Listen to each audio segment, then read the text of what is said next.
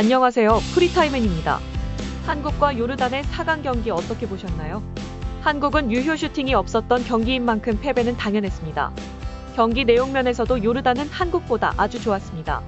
경기가 패배한 직후 손흥민 선수의 여러가지 생각이 교차하는 표정이 조금 예사롭지 않습니다. 제발 국대 은퇴는 아니길 바라겠습니다. 패배한 직후 감독 경질설이 도는 건 한국뿐만 아닙니다. 같은 처지인 옆나라 일본도 이 경기를 보고 어떤 반응인지 찾아봤습니다. 한국은 월드컵에서 포르투갈을 꺾을 정도의 팀이지만 요르단은 강했다. 점유율은 한국이 앞섰지만 슈팅수에서는 8대 17로 완전히 요르단의 경기에서 힘이 떨어졌다. 한국은 이 대회에서 90분 만에 이긴 것은 바레인 상대 한 경기뿐이고 나머지는 모두 무승부나 패배전 연장이다. 아시아의 수준은 꾸준히 올라가고 있다. 일본이 이라크에 패했을 때 꽤 많은 이야기가 있었지만 이라크는 사우디와 이란을 꺾고 중동 걸프컵 챔피언이 된 팀이었습니다. 요르단이 이라크를 꺾었으니 랭킹에서 볼 수 없는 힘이 있었을 것이다. 요르단은 한국보다 강했다는 것이다. 클린스만 감독은 모리아스와 마찬가지로 전략에 기반한 전술이 부족하다.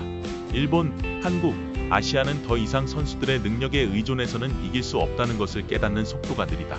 클린스만의 문제도 있을지도 모릅니다만 선수층도 힘들지 않을까 합니다. 꽤 주요 멤버의 연령이 높아지고 있기 때문이다.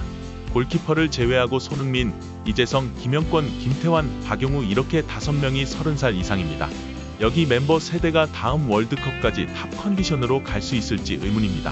원래 아시안컵은 월드컵 이후에 있기 때문에 세대 교체를 하는 자리이기도 하다고 생각합니다만 한국은 그것을 하지 않았다는 것도 앞으로 어떻게 될까요? 일본은 이란전에서 30대는 엔도뿐입니다. 월드컵 이후 요시다, 사카이 나카토모, 시바사키 등이 빠졌습니다. 한국이 90분 만에 승리한 것은 첫 바레인전뿐.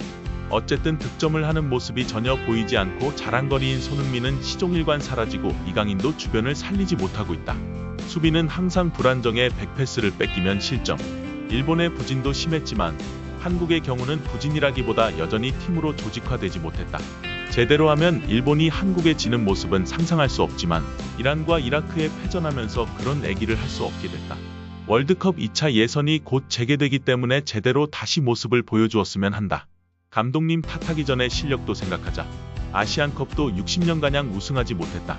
오랜만에 지난 월드컵 16강전에 갔지만 턴오버 투성인 포르투갈을 아슬아슬하게 이긴 1승뿐. 이번 대회도 극적인 느낌으로 이겨서 분위기를 고조시켰지만 6전씩 실점. 언저리 타임에 따라붙는 전개가 3경기. 스코어상으로 다 이긴 경기는 2경기뿐. 지금에 시작된 일도 아니고 애초에 실력 없는 상태에 준결승까지 갈 수 있었던 것은 성과라고 말할 수 있다. 오히려 김민재가 없으면 지금의 베테랑 수비진으로는 아시아에서도 지켜낼 수 없다는 것을 알 수 있어서 좋았잖아. 반대로 말하면 김민재가 역시 대단했다는 것을 재인식했다. 일본에서도 친숙한 김영권, 정승현은 물론 5번, 박용우도 대표팀에서 벗어나면 좋을 것 같다. 실력이 늘지 않는 것. 베테랑이 쉬운 실수를 했다는 건 말이 안 된다. U23이나 U20 월드컵에서 활약한 젊은 선수들을 등용해서 세대 교체하는 것이 좋다. 감독의 책임보다 1대1로 이길 수 없고 판단이 나빠서 간단한 패스를 실수하는 것은 심각해. 최강 멤버를 연호하지만 그것은 이선의 손흥민, 황희찬, 이강민만의 이야기.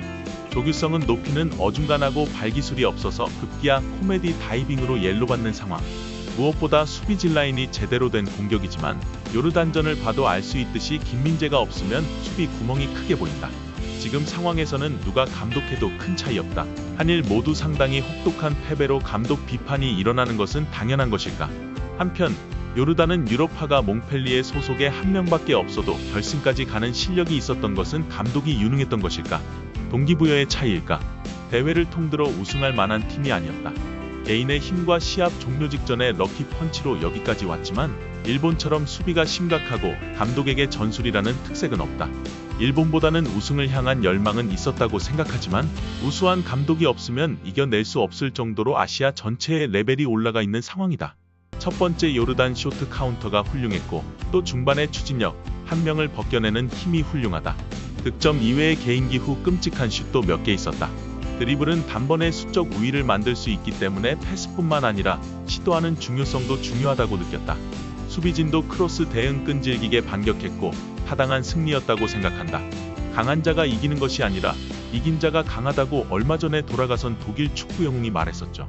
토너먼트는 확실히 그렇다. 랭킹 같은 거 상관없이 한 판이 중요해. 일본은 더 할 수 있는 힘이 있는데 힘을 내지 못한 채 탈락한 허무함이 남는다. 뭐 놀랄 일은 아니다. 일본이나 한국 그리고 사우디, 호주도 아시아에서는 안정된 레벨이 아니게 되었다는 것, 시대가 글로벌해져 전술이나 트레이닝 방법 등은 간단하게 알게 되면서 힘은 평균화되어 버린다. 그렇게 되면 축구는 결국 피지컬에서 더 나은 아프리카 시대가 올지도 모르겠네. 생각보다 중동은 모두 홈경기, 그 이외는 어웨이라는 환경은 상당히 영향이 컸던 대회였다고 하는 느낌. 중동 기세는 어느 팀이나 목숨 걸고 하는 특징이라고 느낀다. 이 아시안컵에 모든 것을 걸고 있다고나 할까. 일본이나 한국, 다른 나라도 결코 열정이 부족했던 것은 아니겠지만 싸울 마음이 부족했다는 것일까. 정신론 애기가 됐는데 무시할 수 없는 요소다. 이라크든 요르단이든 상대 위상을 무너뜨렸을 때의 기쁨이 심상치 않다.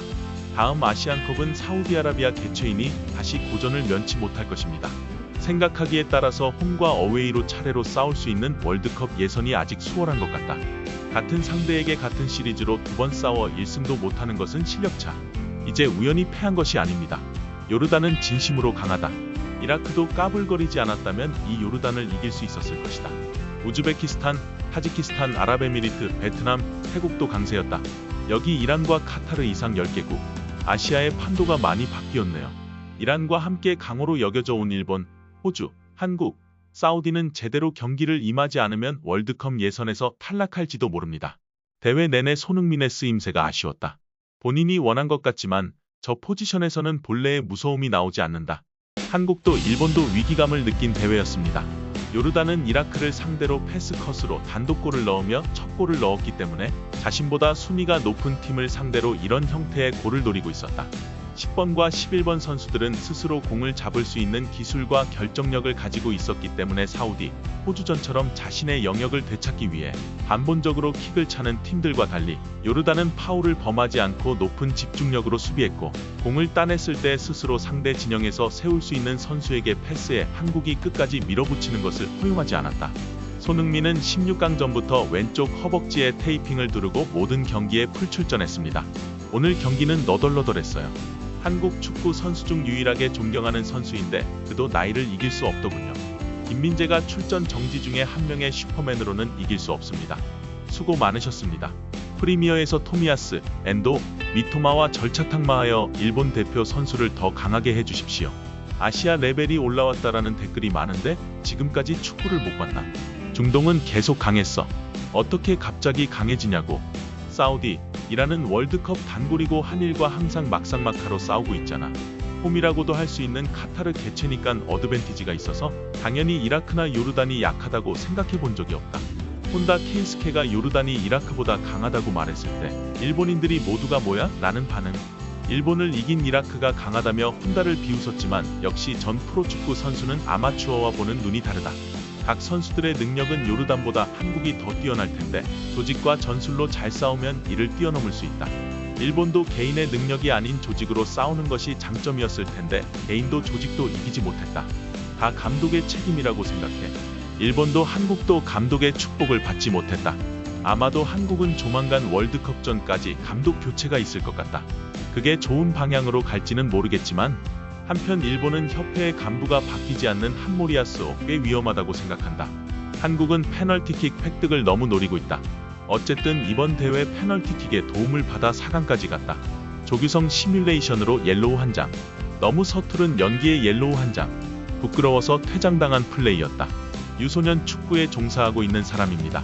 축구에 가장 싫어하는 점은 이 시뮬레이션을 많은 선수가 당연하게 하고 있다는 것, 아이들에게 부끄럽게 생각하지 않나.